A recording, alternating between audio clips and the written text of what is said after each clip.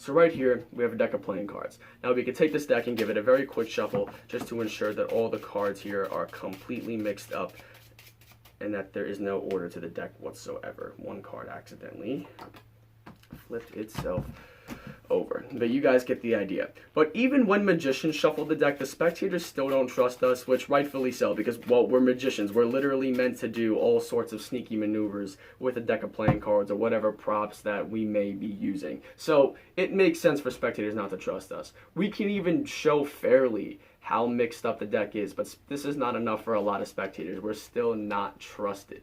So they want to get their hands on, they want to shuffle the cards, which again, I understand completely.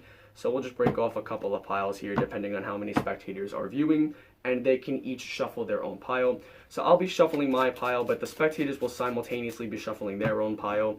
Obviously, I don't have a spectator here with me, so I have to play the part and shuffle all the piles myself, but just know in a real performance, they would all be shuffling their piles as fairly as possible, okay? And at this point, we can gather up all of the piles in any order. It doesn't make a huge difference as long as I can prove that the conditions of this trick are completely fair, okay? And at this point, you know, some spectators still want to see, you know, I will show gladly that all the cards are completely mixed up and that no two cards are alike or in any order whatsoever, okay? So, once the cards are good and mixed up, then we can really begin the magic. So I'm going to hand the deck over to the spectator in just a moment, and they are going to deal down a small number of cards. It doesn't really matter how many cards they deal over. Let's just say, I don't know, they want to go with like 4 cards. So they can deal out 1, 2, 3, 4. They'll take a look at the next card. They're going to memorize it. In this case, we have, you know, let's say the 5 of hearts. They can then place it back on top, and they are going to bury it back underneath the rest of the cards that they just dealt, and then they will go ahead and cut it right into the center, so there's no way that I can know what the card is or where it is in the deck. Hopefully that makes plenty of sense. So at this point, I would hand the deck to the spectator. Remember that, I'm handing the cards to the spectator, and while they're doing this, I would turn my back. I would not look. I can even walk in the other room. Obviously, I don't have a spectator here with me, so I have to carry this out myself. But here, the spectator can deal out any number of cards. Let's say they stop right here, okay? So they'll take a look at this card. Now, I will turn my head away. I promise I'm not looking. Here's the selected card. Memorize this. Don't forget it, all right? The card goes here. It gets buried, and then buried even further. This all happens while my back is turned. I now turn back for the very first time. So now I will take the deck back for the first time, and I'll even give it a riffle shuffle just so we know that the cards are mixed up and there is no stack, nothing like that. Can even give the cards some cuts. The spectator themselves can even come over and riffle shuffle the cards if they would like, and even give the cards a couple of cuts. Doesn't really make a huge difference at the end of the day. But, you know what, let's get one more cut. I'm gonna try to see if I can get your card here. Do me a favor, just focus. Focus on your card for a second. Okay, really focus on it. Okay. I'm picking up something. I'm sensing it's a red card, isn't it? It is a red card. Okay. And okay, don't say anything. Don't say anything else. I think I have a interesting idea here of what your card might be. Let's see here. Interesting. I'm gonna say this is actually pretty. No. Okay, yeah. This one right here. For the very first time, say the name of your card out loud. Was that the 4 of diamonds you just said? Because the 4 of diamonds is the exact card that I pinpointed. Anyways, guys, that was the trick. I really hope you guys enjoyed it. So now let's get straight into the tutorial. Alright guys, hopefully you stuck around for the tutorial. So this trick is called Mind Mirror by Jack McMillan. It comes out of the book Expert Card Technique. If you don't have the book, I'd highly recommend you pick it up. There are some beautiful routines in there, including this one. This is actually a really easy trick to do. It doesn't require any hard sleights whatsoever, but it is a magician fooler. This one fooled me terribly the first time I saw it. I could not figure it out. But I was annoyed because I did technically figure out parts of it, but then convinced myself I was wrong. And I'm going to explain why as I go through the tutorial. You'll see what I mean. But anyways, go ahead and grab yourself a deck of cards and remove all 13 cards of any suit that you want. It doesn't matter. I used diamonds in the performance, so I'm going to use diamonds here again for the tutorial. These cards can be shuffled. It doesn't matter what order they're in as long as they are all the same suit. These are going to go on top of the deck, and then you are ready to go. So to start off, you're going to take the deck and you're going to give it an overhand shuffle, but you want to retain that top stock of 13 cards. So the way to do this is an in-jog shuffle. So essentially just peel off a very big block of cards just as so, and then you're going to just in-jog one card from the shuffle. It looks just like this. And then you're going to shuffle the rest of the cards as normal on top. And make it sloppy. Make this look messy. You don't want to look like you're in control of the cards, because you are. The sloppier you look, the cleaner it looks, ironically. You guys understand what I'm saying. So now you're going to have this one card that you have an in-jog on. From here, you're going to push up and in. This will allow you to get a thumb break between those two packets right there. Now, all you're going to do is you can either, well, let me show you what I did. You can overhand shuffle all the cards on top of the break, and once you get to the break, drop everything, and then take the rest of the cards in your hand and just drop that on top. That will throw your 13 card stack of diamonds all the way back on top, just as so. Or if you don't want to overhand shuffle a second time, you can peel off the in-jog card just as so, overhand shuffle on top. Again, keep it messy, and instead of doing a second shuffle, you can now just turn it like this, push up and in, get a thumb break, a pinky break, and then you can simply just cut the cards right back so that your stock is on top. Either method works. It's whatever your preference is, really. But anyways, that's how you retain your diamonds or whatever suit you're using on top using an overhand shuffle. Now, if you have multiple spectators, you can have them all shuffle little bits and pieces of the deck. So what you're going to do is you're just going to give yourself the diamonds and then spread out the rest of the deck for everybody else. So the way that I do this is I spread through to show that all the cards are mixed up, but I say, you guys probably want to shuffle the cards too.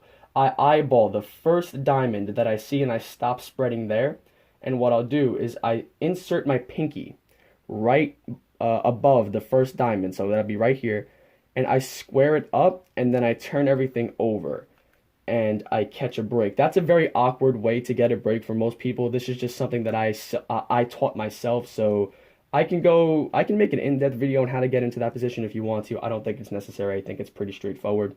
But now I get a break between the deck and my 13 card stack. So kind of like a riffle force, I'll just riffle down the corner of the deck, and then I'll just break off at my break, and then I can just break off anywhere. Let's say there's like 3 spectators or 4 spectators or whatever. So I could shuffle this pile as much as I want because it's all the diamonds. It doesn't matter how I shuffle it. Everyone else will go ahead and shuffle their piles. This just really adds that element of fairness to the trick. No one is going to suspect a thing. Everyone knows the deck is mixed up. Now, here's what fooled me initially, is when I saw this variation of the trick where the deck was split up and everyone can shuffle, since the magician had his own pile, I figured maybe there was some sort of stack going on here. But then there was the element where the deck can be stacked up in any order. And I was like, okay, well that loses the stack in the middle. So I was a little confused at this point, right? But anyways, it can be stacked up in any order. It really doesn't matter. Once you take the deck back, you're going to flip over and you're going to show all of the cards as mixed up. The only thing is, most likely that stack is going to be somewhere in the middle. So when you come across one of those diamonds, rather than spreading through like normal, you're going to just block push the entire thing and then spread through, because you don't want to show that big stack of diamonds. Otherwise, that kind of gives away that something's going on. So it should look a little something like this. You can see all the cards here are mixed up. That's what it should look like. You want to block push past those that stack of diamonds there. Now, the only key is here, after you block push, what you want to do is you want to go back a couple cards and just say, yeah, all these cards really are different. Show the cards, they really are mixed up. But then come back to yourself. And once you see your first diamond, in this case the 5 of diamonds, you're going to remember that card. It's very important. You're going to remember that card. And then you're going to cut the cards so now that your stack is right back on top of the deck, just as so, okay? This card you remembered, in this case the 5 of diamonds, is going to serve as your key card, which was one of my guesses to how this trick was done. At first I said, okay, maybe there's a key card, but Then I thought there can't be a key card because the deck is riffle shuffle. That would disturb it. And I thought the same thing with the stack. How could there be a stack if the spectator gets to riffle shuffle the deck? That would disturb it. That's what made this so fooling for me, is I literally pinpointed two possible methods of how the trick could be done. And both of them were in the trick, but I convinced myself that they weren't. That's why this trick is so fooling. But anyways, once you're in the position where all your cards are back on top and you have the very top card of your stack memorized, that's going to be your key card, okay? So now you're going to explain all the rules to the spectator. Now, as you're explaining the rules, you're going to just riffle down about 4 or 5 cards, doesn't really matter, get a break on it, and then you're just going to cut it to the top. So do a swing cut, drop the thumb break off on the top of the bottom packet, and then I just do a series of cuts to the break to get 5 cards on top of my stack. Why I do this is now I can actually demonstrate what I want the spectator to do without ruining my key card. So I'll say, okay, let's say they want to deal down 4 cards. I go 1, 2, 3, 4, and then that 5th card will just serve as that. Okay, this would be the example show. Okay, this is the 9 of hearts. You're going to take that card, place it back on top, take the rest of the cards, place that on top to bury it, and then cut it to the center. What's actually happening here is you are maintaining a break above those 5 cards. So essentially what's happening is you have the 4 cards here. You have this card. When you place this back on top, you're going to hold a break on that, and then you're going to square up the rest of these cards and hold a break on that. And now you're very simply in the action of saying, okay, you're going to cut the cards to bury it. You're just doing one undercut, but you're maintaining that thumb break. And on the offbeat, you're just going to finish the undercut to ditch those 5 cards. So now on top of the deck is your stack of diamonds, and the topmost card should be that one that you memorized. In this case for me, it's the 5 of diamonds. So now you're going to hand the deck to the spectator, and again, you want them to deal a small number of cards. It needs to be between 1 and 13, because if they deal more than 13 cards, this trick isn't going to work. So if you're a little scared that they might deal several cards, like 20 cards or so, then rather than have them deal a small number, use dice. Just say, here, roll the dice, roll 2 dice, and whatever number comes up, deal that many. And that's how you can do it if you're nervous. But I don't think it's necessary, because I use my language here. I say, okay, deal a small number of cards. And when I use my demonstration, that's why I only do 4 or 5 cards, because I'm demonstrating with 5 cards. So that's a very small number. So typically when spectators see that, they're not going to think to go like 20, 30 cards. So you should be okay. But regardless, the spectator takes the deck. You turn around. You really do not see or have any control over what's happening right now. But the spectator can deal down as many cards as they want. Obviously, if it's small enough, let's just say they stop right here, okay? Tell them to look at the card and memorize it. So in this case, we have the 6 of diamonds. Now, again, I would not know this in real performance, okay? They take the card, put it on top, and they pick up the rest of the cards on the table and bury it. Now, since your key card was on top and you dealt it first, now what's in the bottom? So when you bury this now, your key card goes directly next to their selection. Now that's key, get it, key, to how this trick's going to work. And now you're going to have them give the cards a cut and complete the cut, because obviously cutting the deck does not disturb anything related to the key card principle. So now I turn back around, and I take the deck now, and I give it a riffle shuffle. This is why I was so fooled, because this shouldn't work. There's a key card, but if I riffle shuffle, that's going to disturb it. But because of your entire stack, it works. Just trust me on this. So turn around, take the deck, split it roughly in half, and just give it as, a nice even riffle shuffle as possible. Just riffle shuffle and square it up, and you can give the cards a couple of cuts. You can cut the cards a million times if you want to. It doesn't make a difference, okay? And then I hand the deck to the spectator and say, here, you riffle shuffle the cards. So have them split the deck approximately in half and tell them to riffle shuffle the deck as well. I know what you're thinking. How is this supposed to work now? You're about to see. And again, they can also cut the cards as many times as they want. I guess one thing that I should note here is 2 times is the maximum amount. You cannot riffle shuffle the deck more than 2 times, otherwise this will not work. So you shuffle the deck once, they shuffle the deck once, that's it. Keep that in mind. So this is where the principle comes in. So when you use a stack and a key card together, there's a very specific name for the principle. I'm not quite sure what it is. If you guys do happen to know it, please drop it in the comments below, because I did know it at one point. I just forgot. But anyways, here's what's going to happen. Now you're going to spread through the deck and act like you're trying to read their mind or whatever. All you're doing is you're looking for your key card. That's what's happening. So my key card was the 5 of diamonds, right? So I see the 5 of diamonds is actually right here, second from the bottom.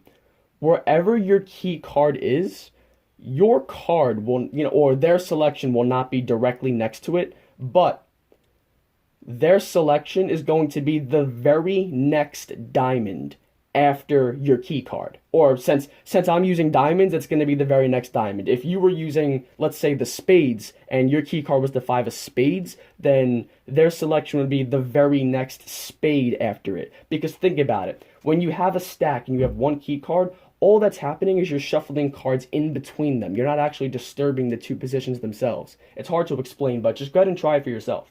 Now, in this case, it's second from the bottom. So obviously there are no more diamonds here, so how am I supposed to know? Well, because you're cutting the cards again. Cutting is cyclical, so the bottom continues to the top. So if you have this scenario where the card is like second from the bottom or it's right on the bottom, just revert back to the top of the deck, and the very next diamond going from the top is going to be their card.